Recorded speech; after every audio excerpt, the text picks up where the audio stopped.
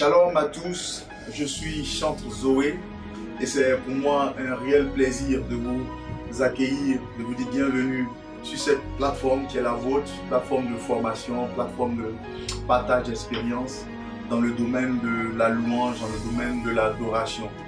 Vous l'aurez compris, la louange est en train de connaître une sorte de boom, une dynamique, une expansion, un mouvement, je dirais, qui est inarrêtable, un mouvement qui ne dépend plus de quelqu'un qui est au-delà de la volonté humaine.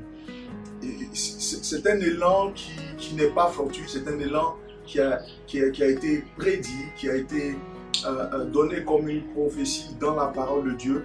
Et ce que nous voyons cette saison, où vous allez constater sur les réseaux sociaux, vous allez regarder même dans la rue, vous verrez des affiches avec des programmes qui ont trait à la louange et à l'adoration. Des programmes qui au passage sont encouragés et que nous encourageons. Vous regarderez sur les réseaux sociaux, vous verrez un mouvement du monde de la louange. Que ce soit ici en Côte d'Ivoire, où nous tournons ces capsules, ou partout ailleurs. Nous avons des amis qui chantent un peu partout en Afrique, en Europe, et nous pouvons percevoir ce désir, cette soif de pouvoir entrer dans le mouvement de l'esprit, le mouvement actuel de l'esprit qui est celui d'édifier vraiment la louange. Je disais tantôt que ce mouvement est quelque chose, cette saison est quelque chose qui a été prédit dans la parole de Dieu. Nous allons prendre comme texte de base pour cette capsule 0, texte de base Acte 15 au verset 16. Acte 15 au verset 16, je lis la parole de Dieu. Après ces choses, je retournerai et je réédifierai le tabernacle de David qui est tombé, et je réédifierai ses ruines et je le relèverai en sorte que le résidu des hommes recherche le Seigneur et toutes les nations sur lesquelles mon nom est réclamé, dit le Seigneur qui fait ces choses. Amen. Que Dieu bénisse sa parole. Donc, dans ce passage, le Seigneur est en train de nous dire qu'il arrivera un temps, et je pense que ce temps est déjà arrivé, il arrivera un temps où il viendra lui-même par son esprit rebâtir le tabernacle ou la tente de David. Pour nous, ce tabernacle, cette tente qui se réfère à David est la symbolique du ministère authentique de la louange. Pour certains érudits, ce passage ne fait cas que du trône de David, veut parler du trône de David, du règne de David. Nous allons plutôt, pour notre enseignement, considérer le tabernacle de David comme le ministère de la louange. Étant entendu que parler du règne de David, des expressions aussi explicites comme le trône ou comme Sion sont utilisées par la parole de Dieu. Et donc le Seigneur dit dans ce verset qu'il y a une saison dans laquelle il prend sur lui de revenir et de rebâtir la tente de David, afin que le reste des hommes reviennent à lui, cherchent sa face. Amen. Et nous voyons que le mouvement de louange que nous pouvons apercevoir maintenant, que nous pouvons constater maintenant, est en parfaite harmonie avec les Écritures. Je parle de ce mouvement, bien sûr, comment est-ce que cela se manifeste, comment il est manifesté, on pourra en dire dessus, mais de façon générale, le constat par rapport à la dynamique de la louange est vraiment en accord avec les Écritures. On verra par exemple dans l'église locale, premièrement, un constat est que la louange a retrouvé sa place qui est bien au-delà de la place traditionnelle qu'on lui a toujours donnée, au ministère de louange comme un ministère d'accompagnement. Le ministère de louange a été perçu pendant longtemps comme un ministère d'accompagnement qui accompagne dans le service ou qui accompagne certains autres ministères.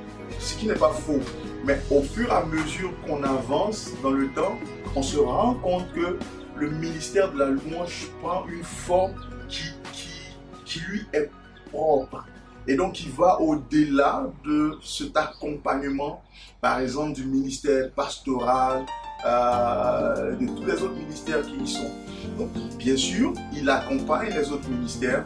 On a besoin de la louange pour la prédication, on a besoin de la louange pour l'intercession, et vous comprendrez plus tard pourquoi on a besoin de cette louange, parce qu'elle a des propriétés, elle nous amène dans une autre dimension qui est utile, qui est nécessaire, une atmosphère qui est nécessaire pour le dérouler, pour un bon déroulé des autres ministères.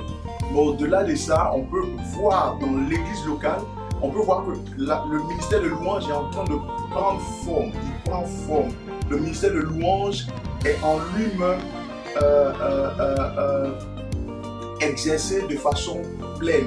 Vous verrez que des églises locales de plus en plus ont des programmes du genre veillée de louange, veillée d'adoration.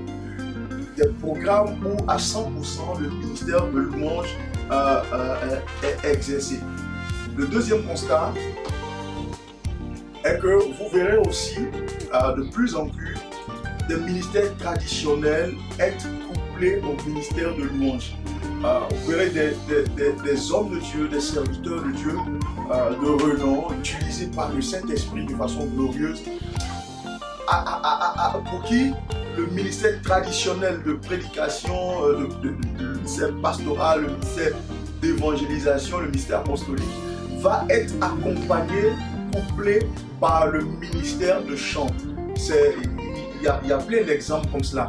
Ce n'est pas quelque chose qui est fortuit, mais ça répond exactement à ce que la parole de Dieu avait prédit. Un troisième constat dans l'église locale, c'est le niveau de connaissance que l'on a du ministère de louange. Ce niveau de connaissance est en train de s'accroître. Il y a des années en arrière, un peu plus loin que cela, on avait juste quelques écrits, on avait juste quelques exposés, on avait par moments quelques séminaires dans les églises qui donnaient de comprendre, mais je dirais de façon vraiment sommaire, ce ministère de louange. De façon sommaire, vous comprendrez, lorsqu'on va dérouler cette série d'enseignements ensemble, et je la veux interactive, c'est-à-dire que vous pourrez sur la page Facebook où cet enseignement sera dispensé, vous pourrez poser toutes vos questions pour pouvoir avoir réponse dans les capsules qui suivent. Et donc, vous verrez que la connaissance du ministère de louange est en train de s'accroître, est en train de devenir plus profonde. Il ne s'agit plus juste de dire louer, on loue Dieu pour ce qu'il a fait. Et on adore Dieu pour qui il est. C'est pas faux. C'est vrai. Vous verrez que de plus en plus, le Seigneur, par son esprit, nous donne d'avoir une connaissance plus approfondie de la louange en tant que protocole dans l'église locale pour pouvoir approcher la gloire et la sainteté de Dieu. Au niveau hors de l'église locale, on va parler des constats, on a parlé des constats de la mise en rapport de la parole de Dieu avec le constat qu'on a dans l'église locale. Là, hors de l'église locale, un premier constat est que par la louange, par la musique, par la louange musicale, on s'aperçoit que des masses et de plus grandes masses sont touchées par l'évangile et sont gagnées à Christ.